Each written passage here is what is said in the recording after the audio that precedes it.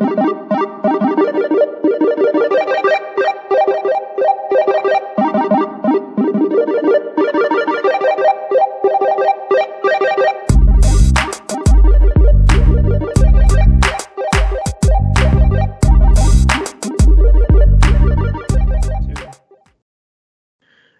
and welcome to the Red Jacket Club. My name is Andy. I'm here with my friend Brendan, and this is where we talk St. Louis Cardinals baseball. And boy, oh boy, do we have a lot to talk about this week on the Red Jacket Club. We're recording Sunday, May 14th, 2023, right after the Cardinals sweep the Red Sox, the first sweep of the season.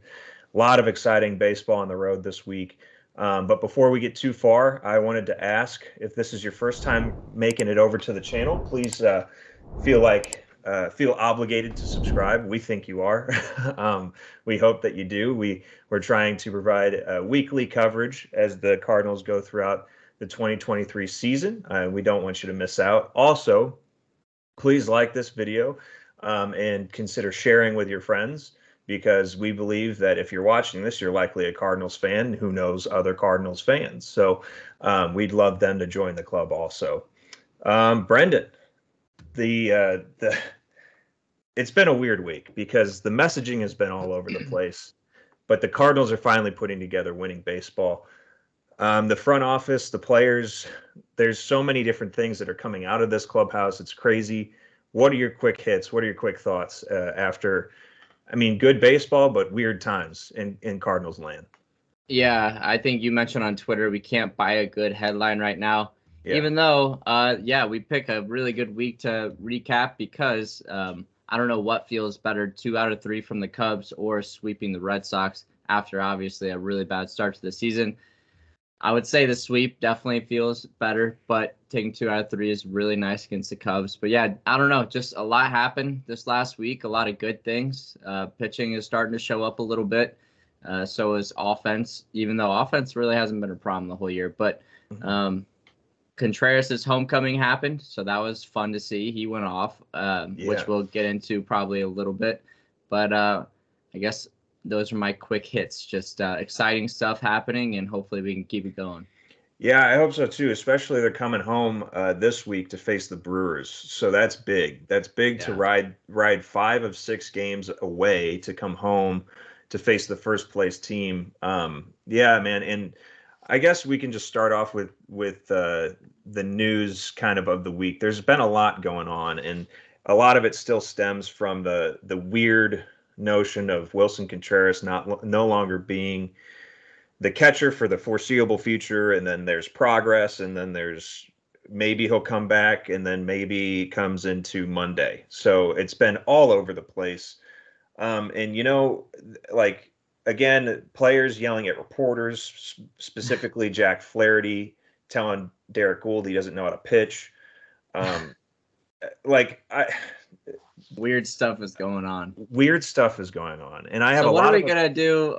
What are we gonna do whenever Contreras goes back to catching? Rare just get sent down? I don't know. That's the thing. So now he's also now catching Jack Flaherty. So to kind of chronicle it, because it happened over the week. Flaherty goes out and pitches his next rotation start after saying that he can't figure out how to pitch to Contreras. Basically, he said he came out to the press saying that most of the things that are being called in 2-strike counts, he doesn't understand it, and that's kind of wink, wink, nod, nod shot at Contreras. Why doesn't he just shake off? Well, they're saying that it's pitch comm or not pitch comm, pitch clock timing. I don't buy it because every other team has to do it also. But either way, so he has that little spat after his 10 earned run game, and then he doesn't pitch well and tells Derek Gould that he doesn't understand, or that Derek Gould doesn't understand pitching. Yep. Then obviously the story came out that Waino sat down with Ollie, and he sat down with Jack, and he sat down with Wilson, and the 4 of them talked together about how Wilson's a valued member of this team. And a lot of that makes me think that the stories between Jack Flaherty's emotions and the way that he's handling himself in the clubhouse has a lot to do with the way Willson Contreras either felt in the clubhouse or felt as the catcher of the team. I don't know about you, but and I hate to speculate it because we're obviously not in that clubhouse. We don't know what's going on, but we have this platform now where we're sharing our opinions. Yeah. And I honestly think that this is mostly on Mr. Flaherty, causing a lot of problems, and it's pretty upsetting to watch, as he's, one, trying to put together a contract year, and two, trying to hurt the guy who just got signed for $87 million and not flourish in his own right. So yeah, what do you think? Do you think that this is all connected in some way? it could be. It is hard to speculate, and honestly, I haven't dove as deep as you did into this stuff. But I don't know. I could see Flaherty potentially like not meaning to do those kind of things, but just like the way he says them. Mm-hmm. I mean, I also think he probably didn't think he was sounding like a douchebag when he was talking to the reporters, right. But unfortunately, he just sounded like a douche. So he probably just doesn't really know kind of how, I don't know, how his tone sounds, I guess, or like what he says can like hurt, I don't know, another person's position or something. I don't know, but yeah, it could totally be connected, I guess. Yeah. I think it's just it's a combination of, he's a guy who really wears a lot of stuff. He wears his heart on his sleeve. He says it like it is, and sometimes it's not necessarily the right thing to say. Yeah. Well, and when it comes, good. Yeah, but when it comes to a clubhouse of guys, like Wilson has handled this like a pro. Like I feel like it's, again, I don't want to go full town crazy town, but like I feel like he was told one thing and he was like, okay, I can accept that. I'll DH for now. Mm-hmm. But like the fact that it really does seem that Jack Flaherty kind of came in here and steamrolled the whole conversation, because if it was the whole entire pitching staff, then why isn't the whole rotation sitting down with Wilson? And why aren't they all talking about their feelings? Like having a feeling share kind of meeting that they had to have. Yeah. It seems really weird. And now, of course, in a great PR stunt, they're going to have Wilson catch Jack Flaherty's next outing. It, dude. Freaking love it. If he gives up 10 earned, then it's all Contreras' fault, apparently. Right. So either that's Flaherty. I mean, Flaherty, he was arguing for it. He wanted it. But either that's Flaherty kind of lining things up to say, yeah, it's Wilson's fault. I don't think he would do that two times around. But it's okay, I was wrong. I shouldn't have said what I said to get you out of your job. And let's just kind of get past this. But the whole other thing is why was this pointed out why was this a story in the first place? Right. And it all goes back to my frustrations with this guy who's now in the manager's seat. We've been complaining about him a whole lot. I don't want to continue to complain about him because we're now winning. So something has changed. But like, it just really doesn't seem like Ollie knows how to manage people. Yeah, we've talked about our thoughts like off the podcast about Ollie. We both really don't like him. He's done a really bad job at handling the media. And I think like last year, he didn't really have to have any kind of leadership role because we had Pujols and Yachty. What did he have to really do besides just kind of let the clubhouse do its own thing? And players really put out for him. They all played super well for him. And this year's a different story. And this really shows his character, and I mean, I can't stand watching the dude in the post game conferences because he's just a weird guy. I mean, the way he just talks like to the media, it's like so odd. He puts up this front and just acts like he has to have this like, I don't know, weird thing. I think Schilt did the same thing, and so did Mike Matheny. It's like, I don't know if we need like an older presence that's like, hey, I've been there, done this, like. Let me just chill out and talk to the media like a real human being. But I don't know. That was kind of a tangent I went on. But it's kind of weird because it's one of those things where they're saying that like we don't want to tell you what Wilson's doing wrong. We just know that he's doing something wrong. But then we'll also tell you that he's doing something wrong. Like they'll completely lay everything out there saying, yes, absolutely, something is going wrong. And you're like, okay, well, what is it? Well, we don't want to tell you too much. It's like, okay, which one is it? Either lock up and don't say anything. Like this shouldn't have been a story at all. You just if Jack is really pissed off at the way Wilson is calling games, put Knizner in. Like just throw Knizner in on those days. Then Wilson catches all the other every other pitcher. except for Jack. Then Yeah. nobody notices. Yep. Nobody says anything. Yeah. But they took him away completely, and so it and became then call up another catcher, so it's a huge roster move. You know, it's like everything this season has just got blown out of proportion, and it's like they're just freaking out. You know, they don't know what the hell to do. So I mean, so many people have said it. They're preaching patience and then not showing it themselves. Like they're again bringing up Trace Barrera. Then you lock out Nolan Gorman from getting regular playing time. Luckily, he hasn't slowed down. We'll talk about him, I'm sure, in a minute. But like you hamstring yourself into a terrible spot to where you have to then play Chinese checkers and make sure that your roster's getting the correct guys in. Like, again, you're lucky that DeYoung hasn't slowed down, while unfortunately, Tommy Edman hasn't really been playing well, but you're putting him out there instead of DeYoung because there's a right-handed pitcher on the mound. This righty-lefty thing, man, like, that was something that Matheny did a whole lot, and it started to kind of bug me when he did it. Now Ollie's just... It only bugs me when it's a potential superstar player, you know, and Nolan Gorman, dude. It's like, how can you platoon this guy? He's not a platoon player. That I can't get over the fact that he's not playing against lefties. I don't understand it. It doesn't make a whole lot of sense to me, but what is good is that the Cardinals are starting to win ball games. I think we can go right into talking about the NL Central standings. The Cardinals are still at the bottom of the standings, which stinks, but they're 6 for their last, or they're 6-4 in the last 10. So obviously things are going in the right direction, while other teams are going in the wrong direction. The Brewers have taken the seat at the top. They're 23-17. The Pirates are 22-19. The Cubs are 19-21. The Reds are 18-12. I'm sorry, 18-22. And then the Cardinals are 16-25. They're at the bottom. We're just 7.5 games back from first place again as we come home to face the Brewers. No better place to face the first place team than in your home ballpark. So hopefully the Cardinals can string some wins together. I just hope that these other teams start kind of backsliding while they still are. I know the Cubs lost big today, 16-3 or something like that. They're 4 for 6 in their last 10. The Pirates are 2 for 8 in their last 10. And the Brewers, they're only 5 for 5 in their last 10. So they're not playing like super tremendous baseball. So there's a lot of good things starting to go the Cardinals' way, and especially over this last week of baseball. Yeah, I want to ask, what do you think, like, the biggest thing the Cardinals have, like, the biggest adjustment we've made over the last 2 series?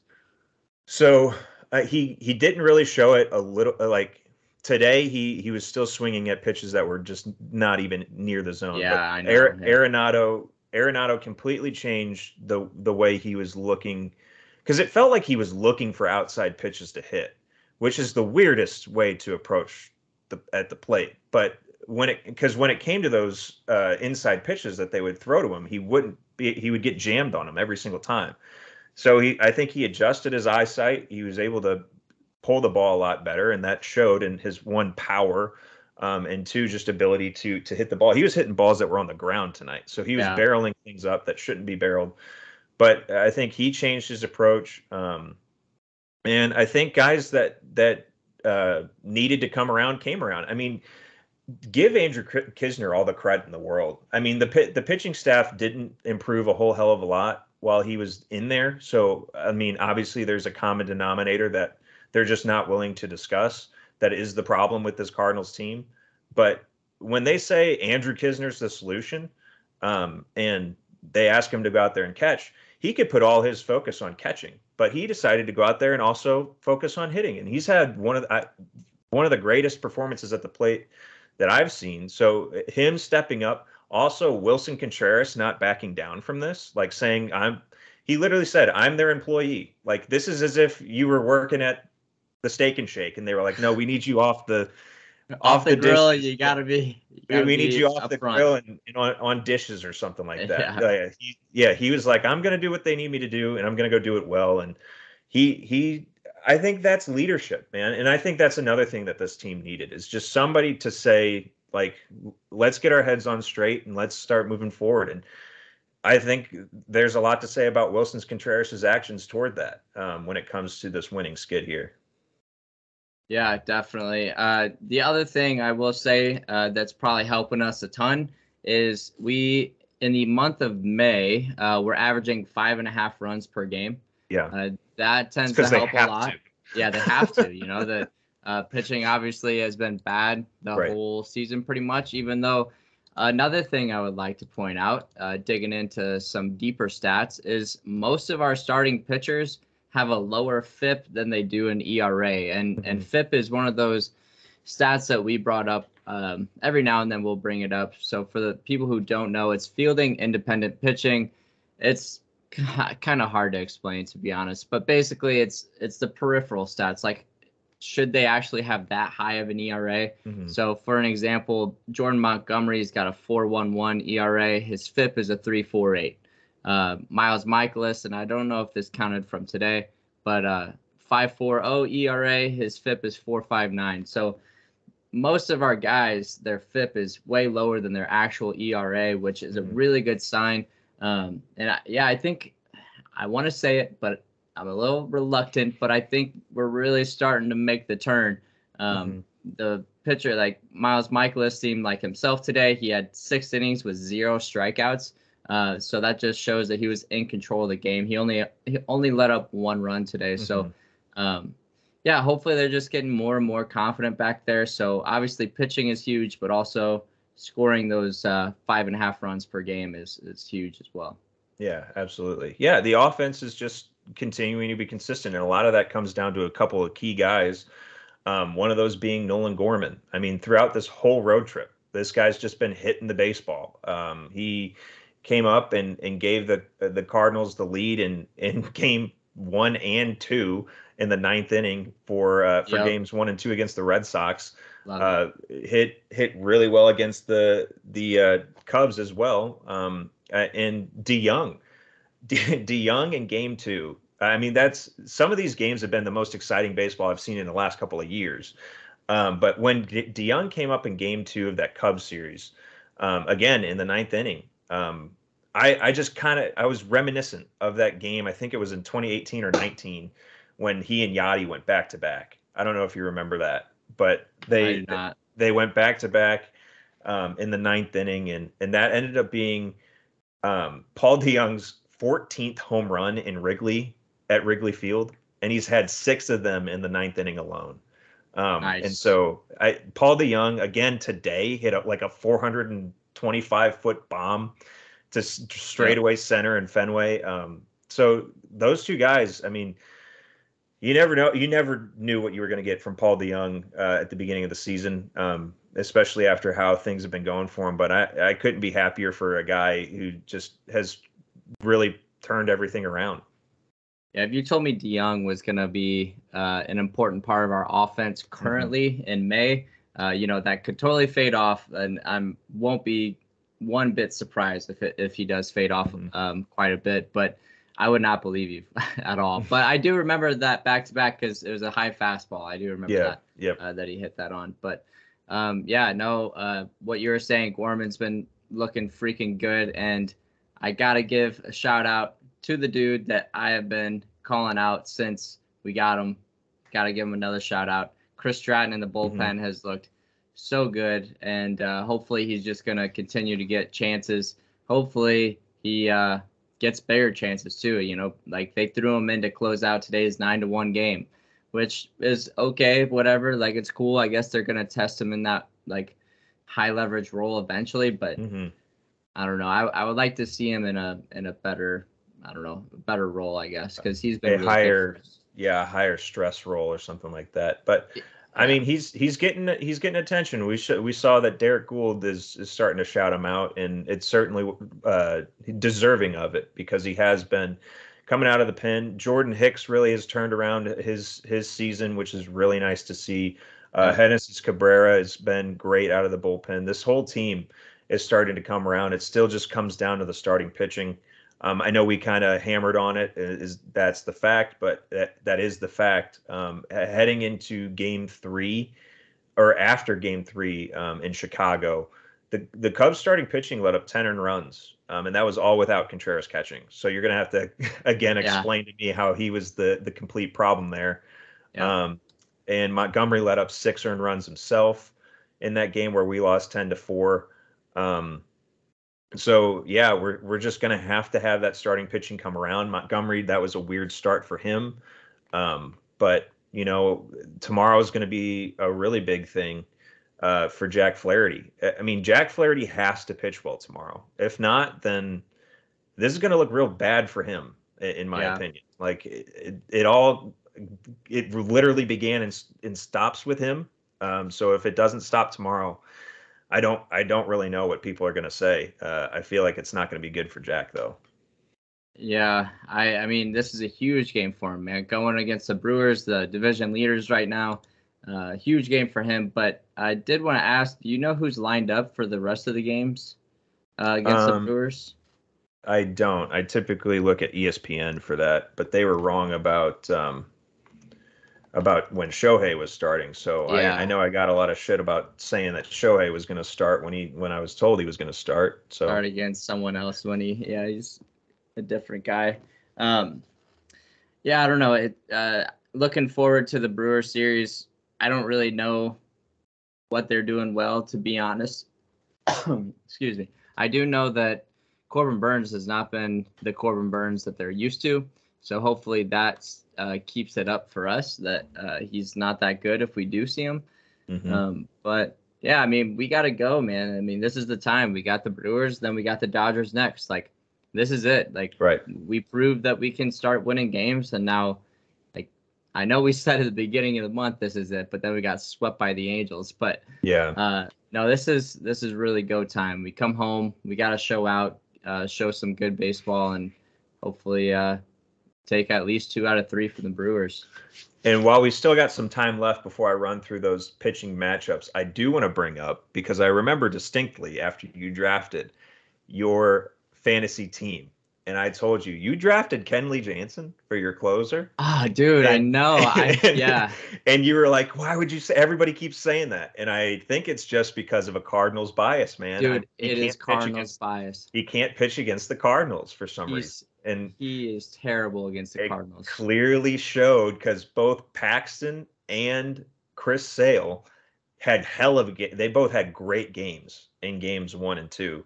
But the Cardinals in game 1 against the Red Sox, their offense showed up. They were going pound for pound and back and forth. But Kenley, man, he blew both of those games for the Red Sox. And it stinks for him, because it's right after he gets his 400th save and all that glory. But I mean, he just didn't look good. And in the previous games before the Cardinals coming to town, first off, I take the Cardinals beating up on my fantasy players all day. I'll take that. But it is hilarious, because I did think about that, because he's a really good pitcher, but just as terrible against the Cardinals. So anyway, the previous games before the Cardinals coming into town, he was 7 2/3 innings pitched and only gave up 1 earned run, and struck out the side in multiple appearances. And I don't know, he was going off for about almost 8 innings to start the season. And then Cardinals coming to town, dude, doesn't record an out in the first game, lets up 3 earned runs, no strikeouts. And then the second game, 1 inning pitch with 2 earned runs. So it's like 3 walks in that one too, which is concerning for me as a fantasy manager. But yeah, I thought about that today. And one of those walks in game 2, Wilson Contreras decided to play a little pitch clock games with Kenley Jansen. What'd you think about that? I didn't see it. What happened? Didn't see it. Okay, no. So Wilson's been doing this all year, but in kind of key situations like that, he'll really exaggerate it. And so when he notices that the clock starts, and he knows that he has, especially with runners on base, he's got more time, so he'll take the widest stance, and he'll have one foot in the box and 1 foot completely out of the box until it gets down to like 10 seconds, and then he'll get set. So Kenley was coming set before Wilson was even in the box, quote unquote. And he did it like 3 or 4 times to get a 2-pitch walk or 2-ball walk. And that's how and Kenley didn't know what was going on. He's like, I thought I needed to be ready. Like, and it was up to him to get in the box and be ready for me. But the pitcher technically can't come set due to the new pitch clock rules before the batter has engaged. That's wild. So Wilson knew that and Kenley didn't. And he got a 2-ball walk off of two other pitch clock violations on Kenley. So that got runners on. I think it was first and second, and then Gorman hit his double to kill Kenley's chances of saving that game. So, I mean, you got to play the system, like you see Max Scherzer do it on the pitcher side. Like you got to do it. And yeah, I'm surprised I didn't hear about that, because that's actually a pretty big detail. So, yeah, that's interesting. I'll look for it now, and maybe you'll start doing it more often, or at least in big situations. Yeah, it's pretty funny. And Wilson, he was just like, yeah, I mean, that's the rule. So I chose to do it. And then the only other thing, I mean, I said it up at the top. I don't understand Burleson for DeYoung in that situation. He was coming in with runners on at the end, and again, it was lefty righty, and it ended up working out. But like, I'm never gonna understand. Which game was this? This is again game 2. Game 2. When we came back to win 4-3. Burleson. Oh yeah, Burleson I had bounced something to go to. That's why. Yeah, I remember now. That's why I didn't watch the game. Got it. Burleson bounced a ball just right to PK Hernandez at second base, and Donovan did a good block job. But at the same time, like when DeYoung's swinging such a hot bat, I don't see why you take it out of his hands. But if you're gonna stick with righty lefty, I don't hate the DeYoung like platoon there. It's really. But Burleson just hasn't shown that he's so much better in any situation. Like, I haven't looked directly at his splits, but that's you would really hate the Yankees and Rays game I watched on Saturday. Yeah. Before all the plans I had Saturday night, they were like out of bench players, because every like righty that came up, and it was against a righty, like and then like flip flop. I just don't get it. Yeah, it was a little too much, or a lot too much in my opinion, because it really didn't even work out ever. But yeah. Either way, the Cardinals come home. We talked about it. Flaherty pitches in game 1 tomorrow. That's against Freddie Peralta. Montgomery's going to go game 2 against Wade Miley, I believe that is. Yep, Wade Miley. And then Wainwright pitches against Corbin Burns on Wednesday. That is when I leave for Los Angeles, and then my Los Angeles Dodgers come to St. Louis, which sucks. Don't say my. But the Dodgers face the Cardinals for 4 games into the weekend there, and that's the other interesting thing about this Cardinals finish in May. They don't have an off day until June 1st. So they're playing baseball all the way through the end of May. Which might be a good thing. Which to you and me sounds, to me, it sounds incredible. I would love to play baseball every day. Yeah. But that's got to be tough on them. 9 innings, 4 hours a game. Hopefully that doesn't wear some of these guys out, especially with how Ollie's been using them. But it could get them back in the groove. Get them into a good groove with winning these last couple of games. I mean, it's good to see a whole lot of W's in that last stretch there. Yeah. I've got one quick hit before we wrap up here. Sure. So Corbin Burns, like I said, he hasn't looked like his normal self, even though he's been okay, just not his elite self that he has been. He's thrown 45 innings this year with 39 strikeouts. But the biggest thing to note, he does have a 3.35 ERA, which is super good. But then we go back to his FIP, and that is a 4.10. So basically, his ERA is when it's better than your FIP, then it shows like he's due to regress a little bit, even more than he has from last season. But that's just kind of something interesting to note. And I really like I'll call it again because I was close against Luis Castillo. Gorman home run against Corbin Burns, game 3. There you go. Yeah, there you go. I also hope that the other thing is I've really liked Dylan Carlson in center. He got hurt tonight. He rolled his ankle coming out of the box, and I'm hoping that doesn't put him on the IL, because him being out there, Nootbaar holds his own out there. I don't see why Nootbaar can't be out there while he's hurt, but just having that consistent outfield of Nootbaar and Wright and in Carlson in center, and finding somebody else to play left field. I've really liked that. I think that's another thing that has really helped this team is finding more consistency in the lineup. I swear, putting the lineup together just for the social media, I literally didn't have to change anything like twice this road stretch, because they finally started to just give guys roles instead of platooning every single player. Yeah. Which has been really frustrating. So that consistency goes a long way, and I think that's helped out a lot. Any other quick thoughts before we wrap up? Nothing much. I just I hope just for the people listening that the structure hopefully will go back to twice a week. I don't know how your vacation's going to work, but we're hoping I'll be gone Wednesday, so we'll probably have to do another Sunday week episode, and then we'll go back to it. But so we'll get it figured out here soon. Yep, my JV team ended on Friday, which is very bittersweet. I mean, I love coaching to death. It is a grind though. For 3 months after work every day is kind of tough. But no, so we're planning on going back to twice a week, and then also I put a couple polls out there, and it sounds like 30-minute episodes are what we're gonna strive for, which we're just over 30 now. So we'll wrap up, and we'll get out of here.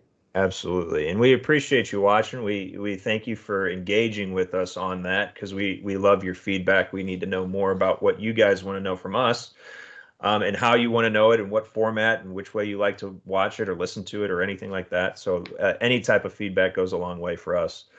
So thank you for joining this week's episode. We've enjoyed having you. If you haven't already, please remember to hit that subscribe button and share this with your friends and other Cardinals fans. You can find us on social media at red_jacket club. That means we're on Twitter, Instagram, TikTok, and constantly sharing Cardinals content on YouTube. And we thank you so much for watching, listening along with us. We thank you for joining the club, and we'll see you next time.